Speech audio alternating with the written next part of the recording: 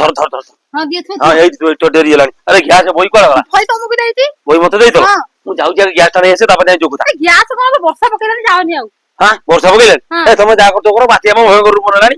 पूरा पागल हो गेलै ହଁ ପାଗଳ ହେଇଗଲାଣି ତୁ ସେ କଥା କହିବୁ ମାନେ ବେକାର ଯିବ ଏନା କେ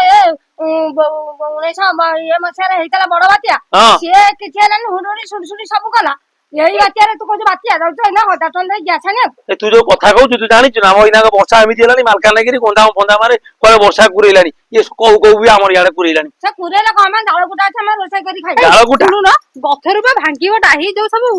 ବର୍ଷା ହେଲେ ହଁ, ହଁ। ପବନଟା ହବ ପବନ ହେଲେ ଡାହି ଗୁରା ଶୁଖିଛି ଭାଙ୍ଗିଲେ ଆମେ ଚୁଲିରେ ଜାଳ ଦେଇକି ଆଉ କରିବା ଯୋଉ ପବନ ହବ ସେ ଯୋଉ ପବନ ହେଲେ ଏଇ ଯୋଉ ଛୋଟିଆ ଆମର ଯୋଉ ନାହିଁ ଚାଳିଆଟା ସେ ଚାଳିଆଟା ଯେତେବେଳେ ଭାଙ୍ଗିଯିବ ସେତେବେଳେ କଣ ଖାଇବ ଖାଉତା ବଢିଆ ତ ହବ ସେତେବେଳେ ଭାଙ୍ଗିଗଲେ ଆମକୁ ପଇସା ମିଳିବ ହଁ ହଁ ତମକୁ ତ ଖାଲି ଶାଶୁ ବୋହୁଙ୍କର କିଛି କଥା ନାହିଁ ତ ଖାଲି ସେ ପଇସା ଚିନ୍ତା ତମର ବେଶୀ ତମକୁ ଖାଲି ପଇସା ଲୋକମାନେ ଖାଲି ତମକୁ ଗଦେଇ ଦଉଛନ୍ତି ତମେ ଖାଲି ଆ କରି ଏମିତି ଅନେଇଥିବ ଆକାଶରୁ ବର୍ଷା ପଇଲା ଭଳିଆ ରିଲିଫ ଚୁଡା ପଡିବ ଗୁଡ ପଡିବ କଦଳୀ ପଡିବ ମଲା ସତରେ ବା ଏ ଫନି ବାତ୍ୟା ବେଳେ ବା ଏମିତି ମିଳୁଥିଲା ମୁଁ ଜାଣିଛି ଫନି ଏଇଟା କୋଉ ନାଁ ଦିଆଯାଇଛି ବାତ୍ୟା ନାଁଟା ତ ମୁଁ ଜାଣିପାରିଲିନି ମୁଁ ଜାଣିନି ମୁଁ ଖାଲି ଶୁଣିଛି କିଏ କହିଲା ବାତ୍ୟା ନାଁଟା କିଏ କହିଲା ବାତ୍ୟା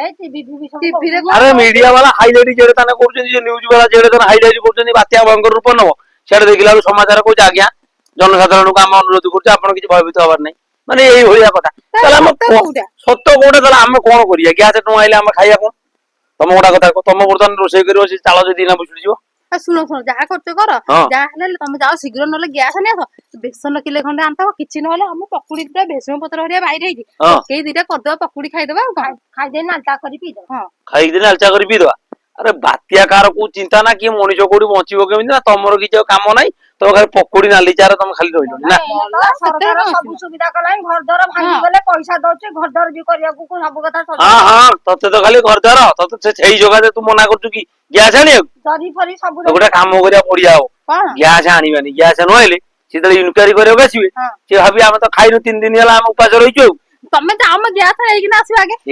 ପ୍ରବଳ ମେଘ ପକେଇଲାଣି ତମେ ଯାଅ ଘରକୁ ହଉ ଚାଲ ଚାଲ ଚାଲ ପଳେଇ ଧର ଧର ଧର ଏଇଟା ଧର ଧର ଧର ଏଇଲୋ ବୋପାଲୋ ମାଲ ମାଲ